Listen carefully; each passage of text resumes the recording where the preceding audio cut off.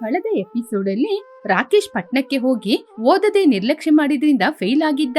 ಕಾವ್ಯನ ಮಾತನ್ನು ಕೇಳಿ ಮತ್ತೆ ಚೆನ್ನಾಗಿ ಓದಿ ಪಿಜಿಯನ್ನು ಪೂರ್ತಿ ಮಾಡ್ದ. ಆದರೆ ಅದೇ ಸಮಯದಲ್ಲಿ ಪಟ್ನದಲ್ಲಿ ಕಾವ್ಯ ತಂದೆಯಾದ ಭೂಷಣನವರು ರಾಕೇಶ್ ಕುಟುಂಬದನ್ನು ಮೀಟ್ ಮಾಡ್ಬೇಕು ಅಂತ ಮಾತಾಡಿದ್ರಿಂದ ರಾಕೇಶ್ ಉಕ್ಕಿರಿ ಬಿಕ್ಕಿರಿಯಾಗಿದ್ದ. ಆ ಗಂಡಾಂತರದಿಂದ ತಪ್ಪಿಸ್ಕೊಳಕ್ಕೋಸ್ಕರ ಕಾವ್ಯನಿಗೆ ಕಾಲ್ ಮಾಡ್ದ. ಅಲ್ಲಿಂದ ಎಪಿಸೋಡ್ ಪ್ರಾರಂಭ ಆಗ್ತಿದೆ. ಪ್ರಸ್ತುತ ಕೈಯಲ್ಲಿ ಫೋನ್ ಇಟ್ಕೊಂಡು ಆ ಕಡೆ ಈ ಕಡೆ ಸುತ್ತಾಡ್ತಾ ಇದ್ದ ರಾಕೇಶ್. ಕಾವ್ಯನ ತಂದೆಯಾದ ಭೂಷಣರವರು ರಾಕೇಶ್ ಕುಟುಂಬವನ್ನು ನೋಡ್ಬೇಕು ಅಂತ ಹೇಳಿದ್ದು ಅವನಿಗೆ ಒಂದು ದೊಡ್ಡ ತಲೆನೋವಾಗಿತ್ತು. ಒಂದು ಕಡೆ ಅವನ ಮನೆಯ ಬಡತನ, ಇನ್ನೊಂದು ಕಡೆ ಕುಸುಮನ ತಂದೆಯ ತಲೆನೋವು. ಅದರ ಮಧ್ಯೆ ಸಿಕ್ಕಾಕೊಂಡು ತುಂಬಾನೇ ಒದ್ದಾಡ್ತಾ ಇದ್ದ. ತಕ್ಷಣ ಕಾವ್ಯನಿಗೆ ಕಾಲ್ ಮಾಡ್ದ. ಕಾವ್ಯ, ನನಗೆ ಏನ್ ಮಾಡ್ಬೇಕು ಅಂತಾನೆ ಗೊತ್ತಾಗ್ತಾ ಇಲ್ಲ. ಕುಸುಮನ ತಂದೆ ನಮ್ ಮನೆಯವರು ಅವ್ರ ಮನೆಗೆ ಬಂದು ಮಾತಾಡ್ಬೇಕು ಅಂತ ತುಂಬಾನೇ ಹಠ ಮಾಡ್ತಾ ಇದ್ದಾರೆ. ನಮ್ಮ ಮನೆಯವರಿಗೆ ಮಾತ್ರ ಕುಸುಮನ ವಿಷಯ ಮಾತ್ರ ಗೊತ್ತಾದ್ರೆ ಎಷ್ಟು ಕಣ್ಣೀರಾಗ್ತಾರೋ. ನನಗೆ ಏನ್ ಮಾಡೋದು ಅಂತ ಗೊತ್ತಾಗ್ತಾ ಇಲ್ಲ. ನೀನು ಗೊಂದಲ ಪಡ್ಬೇಡ. ಪ್ರತಿಯೊಂದು ವಿಚಾರಕ್ಕೂ ಹೇಗೇನೆ ಟೆನ್ಷನ್ ಅಲ್ಲಿದ್ರೆ ಸರಿಯಾದ ತೀರ್ಮಾನ ತೆಗೆದುಕೊಳ್ಳಲು ಸಾಧ್ಯವಿಲ್ಲ. ನೀನೊಂದು ಕೆಲಸ ಮಾಡು, ತಕ್ಷಣ ಬಸ್ ಹತ್ತಿ ಊರಿಗೆ ಬಾ. ತಂದೆನ ಹೇಗೆ ಒಪ್ಸೋದು ಅಂತ ನಾನ್ ನೋಡ್ಕೋತೀನಿ. ವಿಷಯನ ಹಾಗೇನೆ ಮುಚ್ಚಿಟ್ಕೊಂಡಿದ್ರೆ ಚೆನ್ನಾಗಿರಲ್ಲ. ಆ ವಿಷಯನ ನೀನು ಮನೇಲಿ ಬಂದ್ ಹೇಳಿದ್ರೆ ಅದಕ್ಕೆ ಬೇರೆನೆ ಗೌರವ. ನೀನ್ ಮನೆಗೆ ಬಾ, ಉಳಿದ ವಿಚಾರವನ್ನೆಲ್ಲ ನಾನ್ ನೋಡ್ಕೋತೀನಿ. ಕಾವ್ಯ ಕೊಟ್ಟ ಧೈರ್ಯದಿಂದ ಮರುದಿನನೇ ಊರಿಗೆ ಬಂದು ತಲುಪಿದ ರಾಕೇಶ್. ಹಚ್ಚ ಹಸಿರಿನಿಂದ ಕೂಡಿದ ಊರಿನಲ್ಲಿ ತಂಪಾದ ಗಾಳಿ ಬರ್ತಾ ಇದ್ರು. ಮನಸೊಳಗೆ ಮಾತ್ರ ತುಂಬಾ ಬೆವರ್ತಾ ಇದ್ದ ರಾಕೇಶ್ ಮನೆಗೆ ಹೋದಾಗ ಅವ್ರವ್ರ ಕೆಲಸವನ್ನು ಮಾಡ್ತಾ ಇದ್ರು. ರಘುರಾಮ್ ಅವರು ಕೂಡ ವರಂಡದಲ್ಲಿ ಕೂತಿದ್ರು. ರಾಜೇಶ್ ಆವಾಗ್ಲೇ ಹೊಲಕ್ಕೆ ಹೋಗ್ತಾ ಇದ್ದ. ರಾಕೇಶನನ್ನ ನೋಡಿದ ತಕ್ಷಣ ಎಲ್ಲರ ಮುಖದಲ್ಲಿ ಸಂತೋಷ.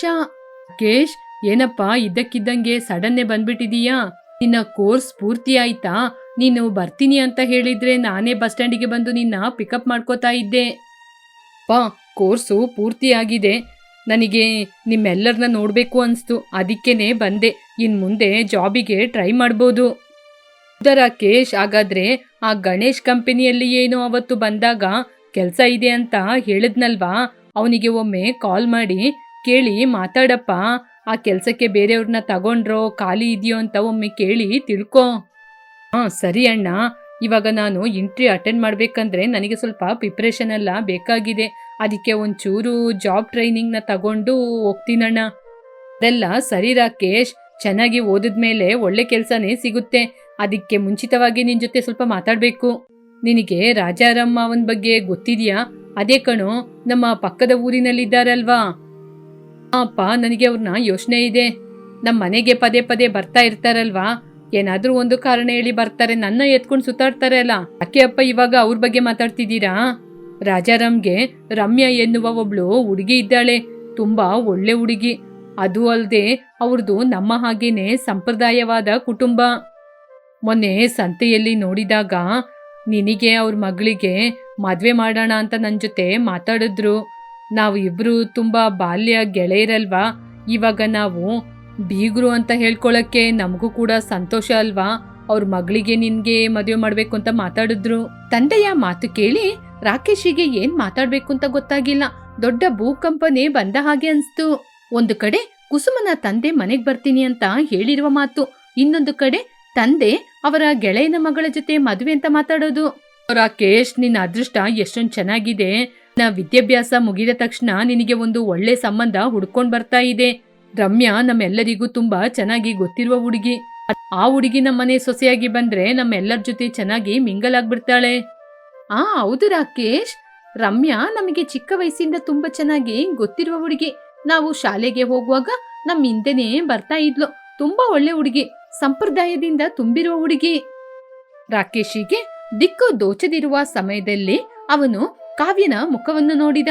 ಅಣ್ಣನ ನೋಟವನ್ನು ಅರ್ಥ ಮಾಡಿಕೊಂಡ ಕಾವ್ಯ, ಇವಾಗ್ಲೂ ಮಾತಾಡದಿದ್ರೆ ಅಣ್ಣನ ಜೀವನದಲ್ಲಿ ತುಂಬಾ ಕಷ್ಟ ಬರುತ್ತೆ ಅಂತ ಆಲೋಚನೆ ಮಾಡಿ ಅವರ ತಂದೆ ಜೊತೆ ಮಾತನಾಡೋಣ ಅಂತ ಆಲೋಚನೆ ಮಾಡಿದ್ಲು. ಅಪ್ಪ, ಅಮ್ಮ, ಅಣ್ಣ ನಿಮ್ ಜೊತೆ ಒಂದು ಮುಖ್ಯವಾದ ವಿಷಯದ ಬಗ್ಗೆ ಮಾತಾಡೋಣ ಅಂತ ಬಂದ್ರು.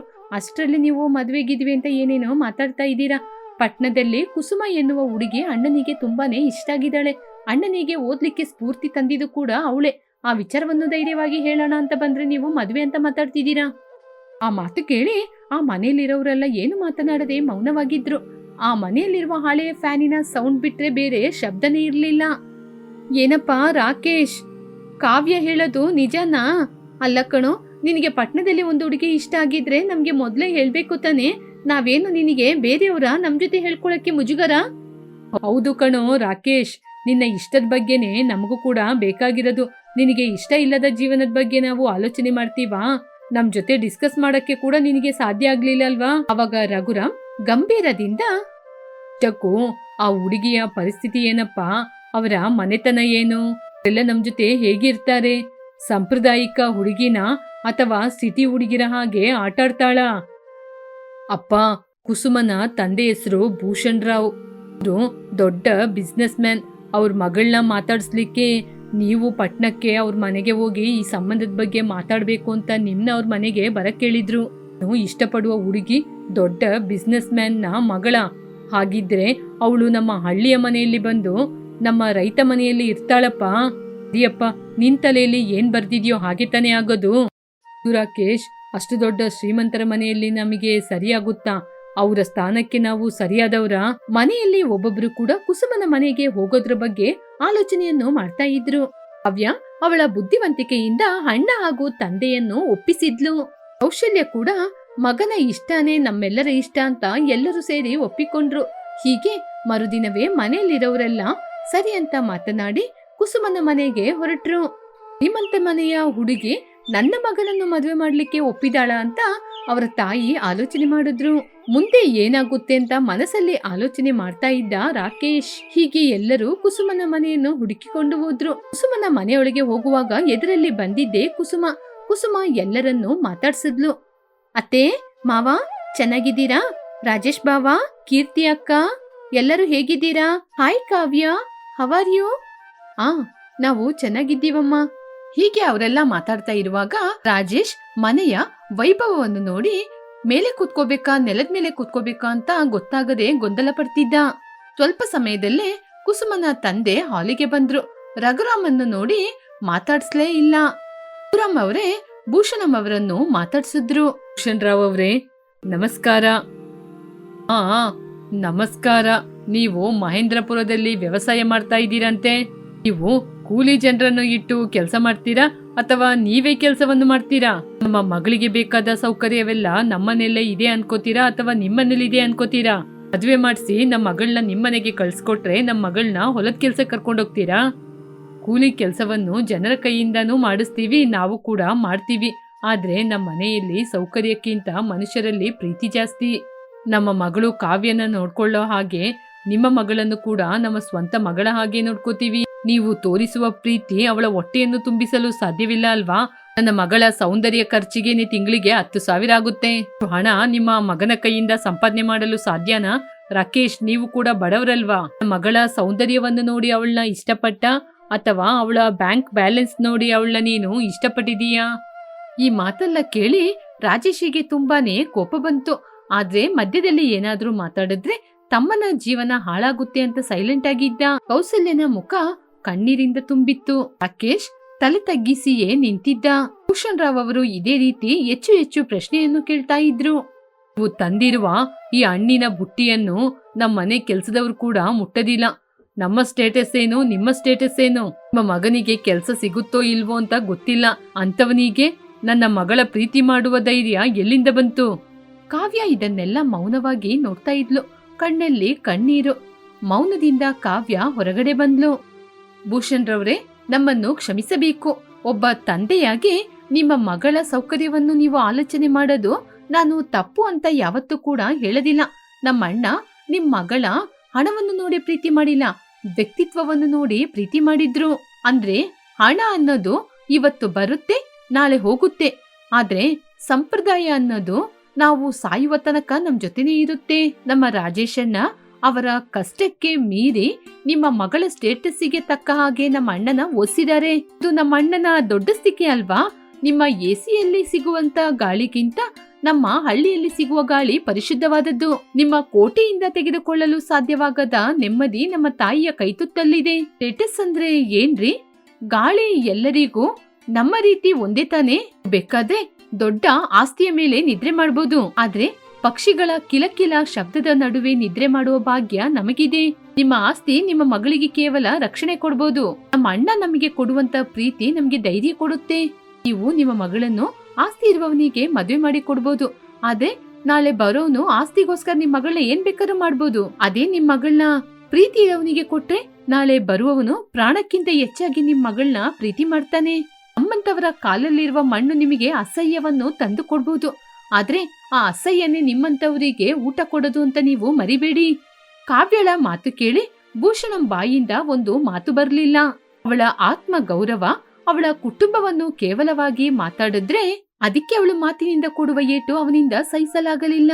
ಒಬ್ಬ ರೈತನ ಮಗಳು ಇಷ್ಟು ಧೈರ್ಯದಿಂದ ಮಾತಾಡೋದು ಅವನು ಯಾವತ್ತೂ ನೋಡಿರ್ಲಿಲ್ಲ. ಕಾವ್ಯ, ನಿನ್ನ ಮಾತಿನಲ್ಲಿ ಧೈರ್ಯ ಇದೆ. ಒಬ್ಬ ವ್ಯಕ್ತಿಗೆ ಬೇಕಾಗಿರುವುದು ಧೈರ್ಯ ಮತ್ತು ಮಾತಿನಲ್ಲಿರುವ ಸಂಸ್ಕಾರ ನಿಮ್ಮಲ್ಲಿ ಪುಷ್ಕಲವಾಗಿ ಇದೆ. ರಾಕೇಶ್, ನಾನಿನ್ನ ಪರೀಕ್ಷೆ ಮಾಡ್ಲಿಕ್ಕೆ ಅಂತಾನೆ ಈ ರೀತಿ ಮಾತಾಡಿದ್ದು. ಇಂತಹ ಧೈರ್ಯವಾದ ಹೆಣ್ಮಕ್ಳಿರುವ ಈ ಕುಟುಂಬದಲ್ಲಿ ನನ್ನ ಮಗಳು ಸಂತೋಷವಾಗಿರ್ತಾಳೆ. ಈ ಮದುವೆಗೆ ನನಗೆ ಒಪ್ಪಿಗೆ. ಭೂಷಣ ಮದುವೆಗೆ ಒಪ್ಪಿಕೊಂಡ. ಎರಡು ಕುಟುಂಬದ ಮಧ್ಯೆ ಇರುವ ಆ ಗೋಡೆಯನ್ನು ಕಾವ್ಯ ಮಾತಿನಿಂದ ಹೊಡೆದಾಕಿದ್ಲು. ರಾಕೇಶ್ ಕುಟುಂಬ ಊರಿಗೆ ಹೋಗಲು ಬಸ್ ಸ್ಟ್ಯಾಂಡ್ ಅಲ್ಲಿ ನಿಂತಿದ್ರು. ರಾಜೇಶ್ ಮನ್ಸು ತುಂಬಾನೇ ನೋವಾಗ್ತಾ ಇತ್ತು. ಹಣ ಇರೋರಿಗೆ ಕಣ್ಣು ನೆತ್ತಿ ಮೇಲೆ ಇರುತ್ತೆ ಕೌಶಲ್ಯ. ಅವರು ಹಣ ಇದೆ ಅಂತ ನಮ್ನ ಎಷ್ಟು ಕೇವಲವಾಗಿ ಮಾತಾಡಿದ್ರು. ನಾವು ಹಣ್ಣುಗಳನ್ನ ತಗೊಂಡೋದ್ರೆ ಅವ್ರ ಮನೆ ಕೆಲ್ಸದವ್ರು ಕೂಡ ತಿನ್ನೋದಿಲ್ಲಂತೆ. ಎಂತ ಮಾತು ಹೇಳಿದ್ರು. ನಿಜನೇ ಅಪ್ಪ, ನಾವು ಸಂಬಂಧ ಮಾತಾಡಕ್ಕೆ ಹೋಗಿರೋದು ಜಗಳ ಮಾಡ್ಲಿಕ್ಕೆ ಹೋಗಿಲ್ಲ ಅಂತಾನೆ ಆ ಜಾಗದಲ್ಲಿ ನಾನ್ ಮರ್ಯಾದೆ ಕೊಟ್ಟು ಮೌನವಾಗಿದ್ದೆ. ಇಲ್ಲದಿದ್ರೆ ಆ ಭೂಷಣನ ಅಲ್ಲೇ ಒಡೆದು ಕೆಳಗೆ ಬೀಳಿಸ್ತಾ ಇದ್ದೆ. ಅಪ್ಪ, ಅಣ್ಣ, ನೀವು ದುಃಖ ಪಡ್ಬೇಡಿ. ಅವರು ಅವರ ಮಗಳ ಜೀವನಕ್ಕೋಸ್ಕರನೇ ಹಾಗೆ ಮಾತಾಡಿದ್ದು. ತನ್ನ ಮಗಳು ಬಡವನನ್ನು ಪ್ರೀತಿ ಮಾಡ್ತಿದ್ದಾಳೆ ಎನ್ನುವ ವಿಚಾರ ಯಾವ ತಂದೆಗೆ ಗೊತ್ತಾದ್ರೂ ಕೂಡ ಅನುಮಾನ ಇದ್ದೇ ಇರುತ್ತೆ. ಅವರ ಮಾತನ್ನು ನಾವು ಪಕ್ಕದಲ್ಲೇ ಇಟ್ಟು ನಾವು ನಮ್ಮ ಸಂಸ್ಕಾರದಿಂದ ಅವ್ರನ್ನ ಗೆಲ್ಬೇಕು. ಇವಾಗ ಅವರು ಮದುವೆಗೆ ಒಪ್ಕೊಂಡ್ರಲ್ವಾ, ಅದುವೇ ನಮ್ಮ ವಿಜಯ. ರಘುರಾಮ್ ಕೌಶಲ್ಯ ಕಾವ್ಯನ ಮಾತನ್ನು ಕೇಳಿ ತೃಪ್ತಿಪಟ್ರು. ಕಾವ್ಯ ತನ್ನ ಅಣ್ಣನ ಮದುವೆಯಲ್ಲಿ ಒಂದು ದೊಡ್ಡ ಸೇತುವೆಯನ್ನೇ ದಾಟಿದ್ಲು. ತನ್ನ ಧೈರ್ಯ ನಂಬಿಕೆಯಿಂದ ಎರಡು ಕುಟುಂಬವನ್ನು ಒಂದುಗೂಡಿಸಿದ್ಲು. ರಾಕೇಶ್ ತನ್ನ ಮನಸ್ಸಿನಲ್ಲಿ, ಕಾವ್ಯ, ನೀನ್ ಮಾತ್ರ ಇಲ್ಲದಿದ್ರೆ ನನ್ ಜೀವನ ಇವತ್ತು ಏನಾಗ್ತಾ ಇತ್ತು. ನೀನು ನಿಜವಾಗ್ಲೂ ನಮ್ಮ ಮನೆಯ ದೇವತೆ. ಆದ್ರೆ ತುಂಬಾ ಆಸ್ತಿ ಅಂತಸ್ತಿನಿಂದ ಬರುವಂತಹ ಕುಸುಮ ರಾಕೇಶ್ ಬಡತನ ಮನೆಯಲ್ಲಿ ಹೇಗೆ ಜೀವನ ಮಾಡ್ತಾಳೆ? ಕೀರ್ತಿಯ ಜೊತೆ ಸೇರಿ ಕೆಲಸವನ್ನು ಮಾಡ್ತಾಳ ಅಥವಾ ತನ್ನ ಗರ್ವದಿಂದ ಮನೆಯನ್ನು ಎರಡು ಮಾಡ್ತಾಳ? ರಾಕೇಶಿಗೆ ಕುಸುಮ ಸಹಕರಿಸ್ತಾಳ? ಕುಸುಮನ ಮಾತು ಆ ಮನೆಯನ್ನು ಯಾವ ಸರೋವರದತ್ರ ಎತ್ಕೊಂಡೋಗುತ್ತೆ? ಕುಸುಮ ಮಹೇಂದ್ರಪುರಕ್ಕೆ ಕಾಲಿಡುವಾಗ ರಾಕೇಶ್ ಮನೆಯಲ್ಲಾಗುವ ಬದಲಾವಣೆಗಳನ್ನು ನೋಡಬೇಕಾ? ಹಾಗಾದ್ರೆ 4ನೇ ಎಪಿಸೋಡ್ ನೋಡ್ಲೇಬೇಕು. ಕಾಂತಮ್ಮನಿಗೆ ಆರೋಗ್ಯ ಸರಿ ಇರ್ಲಿಲ್ಲ. ಒಂದು ವಾರದಿಂದ ಹಾಸ್ಪಿಟ್ಲಲ್ಲೇ ಸುತ್ತಾಡ್ತಾ ಇದ್ರು. ಆದ್ರೂ ಸ್ವಲ್ಪ ಕೂಡ ಸರಿಯಾಗ್ಲಿಲ್ಲ. ತನ್ನ ಇಬ್ಬರು ಮಕ್ಕಳಾದ ರಮೇಶ್, ವಾಸುಗಿ ಇಬ್ಬರು ಕಾಗದವನ್ನು ಬರ್ದಿದ್ರು. ತನ್ನ ಮಕ್ಕಳು ಸೊಸೆಯಂದಿರು ಬರ್ತಾರೆ ಅಂತ ಏನೇನೋ ಅಡಿಗೆ ಎಲ್ಲ ಮಾಡಿ ಅವರಿಗೋಸ್ಕರ ಬಾಗಿಲಲ್ಲೇ ನಿಂತು ಕಾಯ್ತಾ ಇದ್ರು. ಅಷ್ಟರಲ್ಲಿ ಪಕ್ಕದ ಮನೆ ಪಾರಿಜಾತ ಮಲ್ಲಿಗೆ ಬಂದು, ಏನು ಕಾಂತಮ್ಮ, ನಿನ್ನ ಗಂಡು ಮಕ್ಕಳು ಬರ್ತಾರೆ ಅಂತ ಅವರಿಗೋಸ್ಕರ ನೀನು ಕಾಯ್ತಾ ಇದ್ದೀಯಾ? ನಿಜವಾಗ್ಲೂ ಅವರು ನಿನ್ನ ನೋಡ್ಲಿಕ್ಕೆ ಬರ್ತಾರಾ? ಬರ್ತಾರೆ ಕಣೆ, ಖಂಡಿತ ಬರ್ತಾರೆ. ಹೌದು, ನನ್ ಮಕ್ಕಳು ಬರ್ತಾರೋ ಇಲ್ವೋ? ನನ್ ಮನೆ ವಿಚಾರ ನಿನಗ್ಯಾಕೇನೆ? ಅಯ್ಯೋ, ನಿನ್ ಕೋಪ ಏನೇ ನೆತ್ತಿಗೇರ್ತಾ ಇದೆ. ಹೌದು, ನಿನ್ ಗಂಡ್ಮಕ್ಳು ನಿನ್ ಮನೆಗೆ ಬರ್ತಾರೆ ಅಂತ ನನಗೆ ನಂಬಿಕೆ ಇಲ್ಲ. ಯಾಕೆ ಅಂದ್ರೆ ನಿನ್ ಸೊಸೆಂದಿರು ಅವ್ರನ್ನ ಕಳಿಸ್ತಾರಾ ಏನು? ಅಯ್ಯೋ ಸಾಕೆ, ದರಿದ್ರ ಹಿಡಿದವಳೆ. ನಿನ್ ಬಾಯಲ್ಲಿ ನನ್ ಬಗ್ಗೆ ಒಳ್ಳೆ ಮಾತೇನಾದ್ರೂ ಬರುತ್ತಾ? ಯಾವಾಗ ನನ್ ಮನೆ ಮುಂದೆ ಬಂದ್ರೂ ಕೂಡ ನನ್ ಬಗ್ಗೆ ಏನಾದ್ರೂ ಒಂದು ಹೇಳ್ತಾನೆ ಇರೋದು. ಇನ್ ಮುಂದೆ ನನ್ ಬಗ್ಗೆ ನಿನ್ ಬಾಯಲ್ಲಿ ಏನಾದ್ರೂ ಒಂದ್ ಮಾತು ಬಂದ್ರೆ, ಹೌದು, ಏನಮ್ಮ ಮಾಡ್ತೀಯಾ? ನಿನ್ನಿಂದ 4 ಅಡಿ ತೆಗ್ದು ಮುಂದೆನೇ ಇಡಕ್ಕಾಗಲ್ಲ. ಇವಳನ್ನ ಏನು ಮಾಡ್ತಾಳಂತೆ?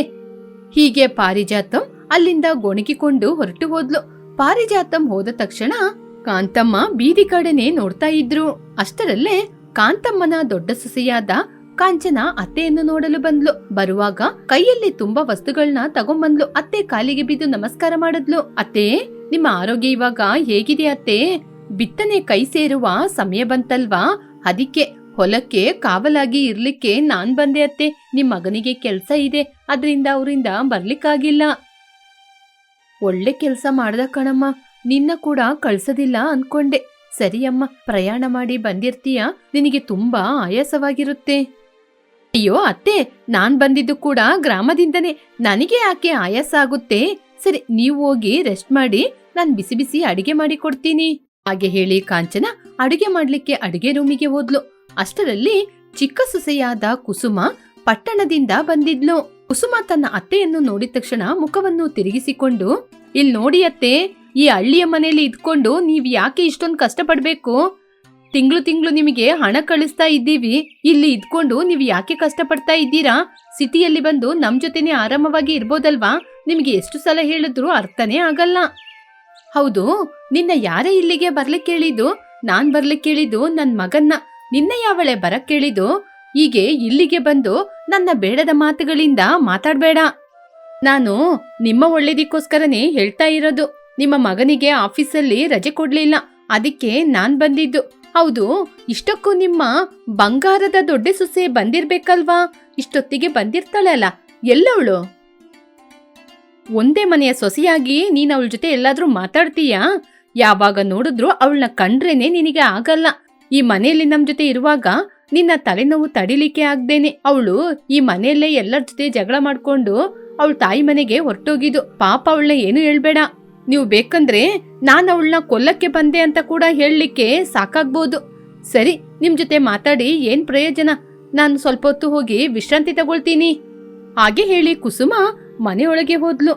ಅಷ್ಟರಲ್ಲಿ ಕಾಂತಮ್ಮ ಎಲ್ಲಿ ಇಬ್ಬರು ಸೊಸೆಯಂದಿರು ಮತ್ತೆ ಪುನಃ ಜಗಳ ಮಾಡ್ಕೋತಾರೆ ಅಂತ ಗೊಂದಲ ಪಡ್ತಿದ್ರು. ಇಬ್ಬರು ಸೊಸೆಯಂದಿರು ಮನೆಗೆ ಬಂದ ನಂತರ ಕಾಂತಮ್ಮನಿಗೆ ಸ್ವಲ್ಪ ಆರೋಗ್ಯ ಚೆನ್ನಾಗಿರುವ ಹಾಗೆ ಅನ್ಸ್ತು. ಯಾಕೆಂದ್ರೆ ಇಬ್ಬರು ಸೊಸೆಯಂದಿರು ಮನೆಯಲ್ಲಿದ್ದಾರೆ ಅನ್ನುವ ನೆಮ್ಮದಿ ಇತ್ತು. ಮರುದಿನ ಕಾಂಚನ ಅತ್ತೆ ಜೊತೆ ಬಂದು, ಅತ್ತೆ, ನಿಮ್ಗೋಸ್ಕರ ಬಿಸಿ ಬಿಸಿ ಕಷಾಯ ಮಾಡಿದೀನಿ, ಬಿಸಿ ಇರುವಾಗನೇ ಕುಡೀರಿ, ಇಲ್ಲದಿದ್ರೆ ಚೆನ್ನಾಗಿರಲ್ಲ. ಹೌದಮ್ಮ, ನಿನ್ ಕೈಯಾರೆ ಕಷಾಯ ಕುಡಿಯೋದೇ ಎಷ್ಟೋ ದಿನಗಳಾಯಿತು. ನಿಲ್ಲಿ ಅತ್ತೆ, ಈ ಟೈಮಲ್ಲಿ ಕಷಾಯ ಕುಡಿತಾರ? ಆರೋಗ್ಯ ಸರಿ ಇಲ್ಲ ಅಂದ್ರೆ ಟ್ಯಾಬ್ಲೆಟ್ ಹಾಕೋಬೇಕು. ನಾನ್ ನಿಮ್ಗೋಸ್ಕರ ಟ್ಯಾಬ್ಲೆಟ್ ತಂದಿದ್ದೀನಿ, ತಗೊಳ್ಳಿ, ಈ ಟ್ಯಾಬ್ಲೆಟ್ನ ಕುಡೀರಿ. ಮೊದ್ಲು ನೀವು ಕಷಾಯನ ಕುಡೀರಿ. ನಿಲ್ಲಿ ಮಕ್ಳೇ, ನಿಲ್ಲಿ. ಹಾಗೆ ಅಂತ ಕಾಂತಮ್ಮ ಕಷಾಯವನ್ನು ತೆಗೆದು ಆ ಕಷಾಯದಲ್ಲೇ ಟ್ಯಾಬ್ಲೆಟ್ ಅನ್ನು ಕುಡಿದ್ರು. ಮನೆಯ ಹೊರಗಡೆ ಅಂಗಳಕ್ಕೆ ಸಗಣಿ ಎಲ್ಲ ಸಾರಿಸಿ ರಂಗೋಲಿ ಆಗ್ತಾ ಇರುವ ಕಾಂಚನನನ್ನು ನೋಡಿ ಕುಸುಮ, ಅಯ್ಯೋ ದೇವ್ರೆ, ಏನ್ ಈ ಗ್ರಾಮದ ಜನಗಳು! ದಿನಗಳು ಬದಲಾಗ್ತಾ ಇದ್ರು ಕೂಡ ಸಗಣಿಯಲ್ಲೇ ಅಂಗಳಕ್ಕೆಲ್ಲ ಚೆಲ್ತಾರೆ. ಎಂತ ವಾಸನೆನೇ ಇದು! ಸಗಣಿನ ಮನೆಯ ಅಂಗಳಕ್ಕೆ ಸಾರಿಸಿದ್ರೆ ಯಾವ ಕಾಯಿಲೆನೂ ಬರಲ್ಲ. ಹೌದು, ನಿಮ್ಮಂತ ಸಿಟಿಯವರಿಗೆ ಇದೆಲ್ಲ ಅರ್ಥ ಆಗ್ಬೇಕಲ್ವಾ? ನೀನು ದೊಡ್ಡ ಸೊಸೆ ಅಂತ ತುಂಬಾ ಆಡಕ್ ಹೋಗ್ಬೇಡ. ಸಾಕು, ಇಬ್ರು ಸ್ವಲ್ಪ ನಿಲ್ಲಿಸ್ತೀರಾ? ಹೋಗಿ ನಿಮ್ ಕೆಲ್ಸನ ನೋಡ್ಕೊಳ್ಳಿ. ಹೀಗೆ ಸೊಸೆಂದಿರ ಜಗಳವನ್ನು ನಿಲ್ಲಿಸಲು ಪ್ರಯತ್ನ ಮಾಡ್ತಾ ಇದ್ರು ಕಾಂತಮ್ಮ. ಆ ದಿನ ರಾತ್ರಿ ಕಾಂಚನ ತುಂಬಾ ಚಳಿ ಆಗ್ತಾ ಇದೆ ಅಂತ ಹೊರಗಡೆ ಅಂಗಳದಲ್ಲಿ ಒಣಗಿದ ಹಸುವಿನ ಸಗಣಿಯನ್ನು ತಂದು ಹೊರಗಡೆ ಬೆಂಕಿ ಹಾಕಿದ್ಲು. ಅಯ್ಯೋ ಅತ್ತೆ, ಮೊದ್ಲೇ ನಿಮ್ಗೆ ಆರೋಗ್ಯ ತೊಂದರೆ ಬೇರೆ ಇದೆ, ನೀವು ಯಾಕೆ ಇಷ್ಟೊಂದು ಚಳಿಯಲ್ಲಿ ಹೀಗೆ ಹೊರಗಡೆ ಬಂದು ನಿಂತಿದ್ದೀರಾ? ಈ ಕಾಂಚನನ ಮಾತು ಕೇಳಿ ನೀವು ನಿಮ್ಮ ಆರೋಗ್ಯನ ಹಾನಿ ಮಾಡ್ಕೋತಾ ಇದ್ದೀರಾ. ಈ ಚಳಿಯಲ್ಲಿ ನಿಮ್ಗೆ ಮನೆಯೊಳಗಿರಕ್ ಆಗಲ್ವಾ? ಇಲ್ಲಿ ನೋಡೆ, ಪದೇ ಪದೇ ನನ್ನ ಜಗಳ ಎಳಿಬೇಕು ಅಂತ ನೋಡ್ಬೇಡ. ಏನಮ್ಮ, ಕೋಪ ನೆತ್ತಿಗೇರ್ತಾ ಇದೆ? ನಾನು ಅತ್ತೆ ಆರೋಗ್ಯ ಚೆನ್ನಾಗಿರ್ಬೇಕು ಅಂತಾನೆ ಹೇಳಿದ್ದು. ಅತ್ತೆ, ನಾನ್ ನಿಮ್ಗೋಸ್ಕರ ಸ್ವೆಟರ್ ತಂದಿದ್ದೀನಿ, ಇರಿ, ನಾನು ತಗೊಂಬರ್ತೀನಿ. ಹಾಗೆ ಹೇಳಿ ರಮ್ಯಾ ಸ್ವೆಟರ್ ಅನ್ನು ತಂದು ಅತ್ತೆಗೆ ಕೊಟ್ಲು. ಅತ್ತೆ, ನೀವು ಈ ಸ್ವೆಟರ್ನ ಹಾಕೊಂಡ್ರೆ ಚಳಿಯೇ ಇರೋದಿಲ್ಲ, ನಿಮಗೆ ಕಷ್ಟನೇ ಆಗಲ್ಲ. ಅಯ್ಯೋ ಕುಸುಮ, ನನಗೆ ಈ ರೀತಿ ಸ್ವೆಟರ್ ಎಲ್ಲ ಹಾಕೊಳ್ಳೋದು ಅಭ್ಯಾಸ ಇಲ್ಲಮ್ಮ.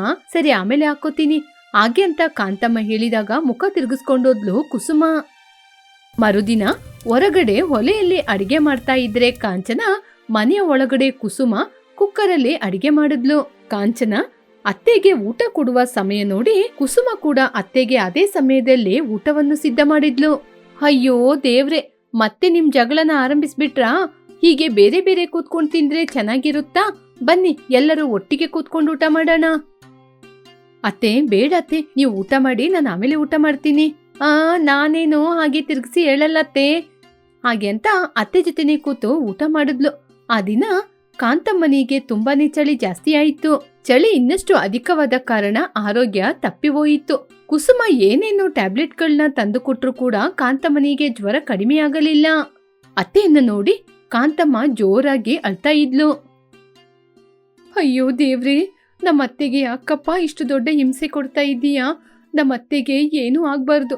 ದೇವ್ರಂತ ಮನುಷ್ಯರು, ಅವರಿಗೆ ಯಾವ ತೊಂದರೆ ಬಾರದ ಹಾಗೆ ನೀನೇ ನೋಡ್ಕೋಬೇಕಪ್ಪ. ಏಯ್ ಛೀ, ಮುಚ್ಚೆ ಬಾಯ್ನ. ಅತ್ತೆ ಏನೋ ಸತ್ತೋದ ಹಾಗೆ ಹೀಗೆ ಕೂತ್ಕೊಂಡು ಅಳ್ತಾ ಇದ್ದೀಯಾ? ಹೌದು, ಅತ್ತೆ ಸತ್ತೋದ್ರೆ ಅವ್ರ ಆಸ್ತಿ ಎಲ್ಲ ನಿನಗ್ ಬರುತ್ತೆ ಅಂತ ನಾಟಕ ಮಾಡ್ತಿದೀಯಾ? ಅವ್ರಿಗೆ ಇಬ್ರು ಮಕ್ಕಳಿಗೆ ಹೋಗಿ ಸೇರೋದು. ಇಲ್ ನೋಡು ಕಾಂಚನ, ಅತ್ತೆ ಈ ರೀತಿ ಮಲಗಿರುವಾಗ ಕೂಡ ನನ್ ಜೊತೆ ಜಗಳ ಮಾಡಕ್ಕೆ ಬರ್ತಾ ಇದೀಯಾ? ನನಗೆ ಆಸ್ತಿ ಏನು ಬೇಡ. ಅತ್ತೆ ಪರಿಸ್ಥಿತಿ ಹೇಗಿದೆ ಅಂತ ನಿನಗೆ ಎಲ್ಲಾದ್ರೂ ಗೊತ್ತಾಗ್ತಾ ಇದೀಯಾ? ಏನೇ, ನಿನಗೇನೆ ಅತ್ತೆ ಬಗ್ಗೆ ಎಲ್ಲ ಗೊತ್ತಿರುವ ಹಾಗೆ ಏನೋ ದೊಡ್ಡದಾಗಿ ಮಾತಾಡ್ತಾ ಇದ್ದೀಯಾ? ಹಾಗೆ ಅಂತ ಅವ್ರು ಜಗಳ ಮಾಡುವಾಗ ಅಷ್ಟು ಕಷ್ಟದಲ್ಲೂ ಕಾಂತಮ್ಮ ಇಬ್ಬರ ಜಗಳವನ್ನು ನಿಲ್ಸಿದ್ರು. ಆ ದಿನ ರಾತ್ರಿ ಕಾಂತಮ್ಮ ಚೆನ್ನಾಗಿ ನಿದ್ರೆ ಮಾಡ್ತಾ ಇರುವಾಗ ಕಾಂಚನ ಅವರಿಗೆ ಕಂಬಳಿಯನ್ನು ತಂದು ಒಸ್ಸಿದ್ಲು. ಇದನ್ನು ಕುಸುಮ ದೂರದಿಂದ ನೋಡ್ತಾ ನಿಂತಿದ್ಲು. ಇವತ್ತೋ ನಾಳೆಯೋ ಸಾಯೋದು ಖಂಡಿತ. ಆದಷ್ಟು ಬೇಗ ಸತ್ತೋದ್ರೆ ಒಳ್ಳೇದೇ. ಪದೇ ಪದೇ ಊರಿಗೆ ಬರ್ಬೇಕಾದ ಅವಶ್ಯಕತೆ ಇರಲ್ಲ. ಏ ರಮ್ಯಾ, ಮಾತುಗಳನ್ನ ಮರ್ಯಾದೆಯಿಂದ ಮಾತಾಡು. ದೊಡ್ಡವರಿಗೆ ಗೌರವ ಕೊಡೆ.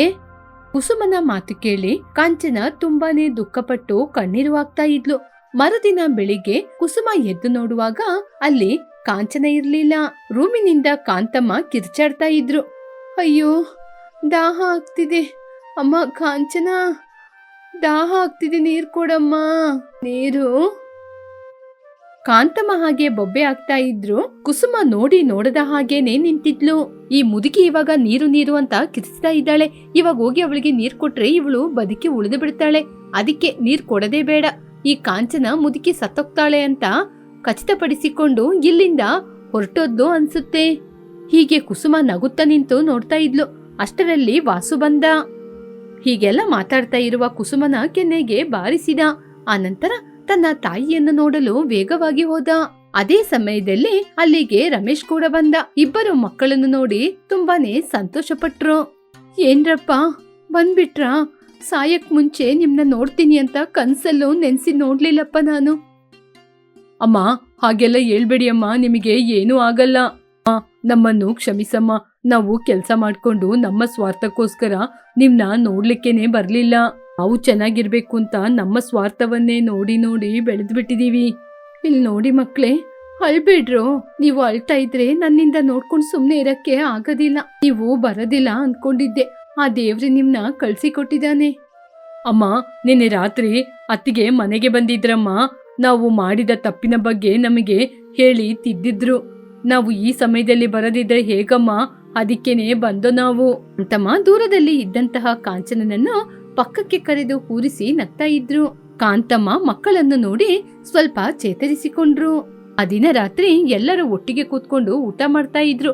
ರಮ್ಯನನ್ನು ಕರೆದು ಕೂಡ ಕೂರಿಸಿ ಊಟ ಕೊಟ್ಲು. ನೋಡು ರಮ್ಯಾ, ನಾಳೆ ದಿನ ಅತ್ತೆಯ ವಯಸ್ಸಿಗೆ ನಾವು ಕೂಡ ಹೋಗ್ತೀವಲ್ವಾ? ನೀನು ಒಂದ್ ವಿಚಾರನ ಯೋಚನೆಲಿಟ್ಕೋ. ನಾವು ಅತ್ತೆಗೆ ಎಷ್ಟೇ ಟ್ರೀಟ್ಮೆಂಟ್ ಮಾಡಿದ್ರು ಮದ್ದು ಕೊಟ್ರು ಕೂಡ ಅವರು ಹೇಗೆ ಇದ್ರು. ಇವಾಗ ನೋಡ್ದ ಅವರು ಗಂಡು ಮಕ್ಕಳನ್ನ ಕಣ್ಣಾರೆ ನೋಡಿದ ತಕ್ಷಣ ಅವರ ಜ್ವರ ಎಲ್ಲ ಅವರನ್ನು ಬಿಟ್ಟು ಓಡಿ ಹೋಗಿದೆ. ಅದಕ್ಕೇನೆ ಬದುಕಿರುವವರೆಗೂ ಪ್ರೀತಿಯನ್ನು ತೋರಿಸು. ಸಂಬಂಧಗಳ ಬೆಲೆ ತಿಳ್ಕೊ. ಅಕ್ಕ, ನನ್ನನ್ನು ಕ್ಷಮಿಸಕ್ಕ. ನಾನು ಸ್ವಾರ್ಥದಿಂದನೇ ಇದ್ದೋಗ್ಬಿಟ್ಟೆ. ಅತ್ತೆ, ನನ್ನನ್ನು ಕ್ಷಮಿಸಿ ಅತ್ತೆ. ಇನ್ಮುಂದೆ ಈ ರೀತಿ ತಪ್ಪನ್ನು ಮಾಡೋದಿಲ್ಲ. ನನ್ನನ್ನು ಕ್ಷಮಿಸ್ಬಿಡಿ. ನೋಡಮ್ಮ ಕುಸುಮ, ನೀನು ನಿನ್ನ ತಪ್ಪನ್ನು ತಿಳ್ಕೊಂಬಿಟ್ಟೆ ಅಲ್ವಾ? ಅಷ್ಟು ಸಾಕು. ನಾವೆಲ್ಲ ಒಂದೇ ಕುಟುಂಬ ಕಣಮ್ಮ. ಕುಟುಂಬ ಅಂದ್ಮೇಲೆ ಸಣ್ಣ ಪುಟ್ಟ ಜಗಳಗಳು ಇದ್ದೇ ಇರುತ್ತೆ. ಅದ್ರಿಂದ ಅದ್ರ ಬಗ್ಗೆ ಎಲ್ಲ ತಲೆ ಕೆಡ್ಸ್ಕೊಳ್ಳದೆ ಆರಾಮವಾಗಿ ಊಟ ಮಾಡು. ಹೀಗೆ ಕುಟುಂಬದವರೆಲ್ಲ ಅವರವರು ಮಾಡಿದ ತಪ್ಪುಗಳನ್ನು ಅರಿತುಕೊಂಡು ಅಂದಿನಿಂದ ಎಲ್ಲರೂ ಸಂತೋಷವಾಗಿ ಜೀವನ ಮಾಡೋಣ ಅಂತ ತೀರ್ಮಾನ ಮಾಡಿದ್ರು. ಕಾಂತಮ್ಮನನ್ನು ತುಂಬಾ ಸಂತೋಷದಿಂದ ನೋಡಿಕೊಂಡ್ರು. ಕಾಂತಮ್ಮ ಕೂಡ ಸೊಸೆಂದಿರ್ನ ತುಂಬಾ ಚೆನ್ನಾಗಿ ನೋಡ್ಕೊಳ್ತಾ ಇದ್ರು. ಅದು ಚಳಿಕಾಲ ಆದ ಕಾರಣ ಹೊರಗಡೆ ಅಂಗಳದಲ್ಲಿ ಚಳಿ ಕಾಯ್ಕೊಂಡು ಸಂತೋಷವಾಗಿ ಇದ್ರು.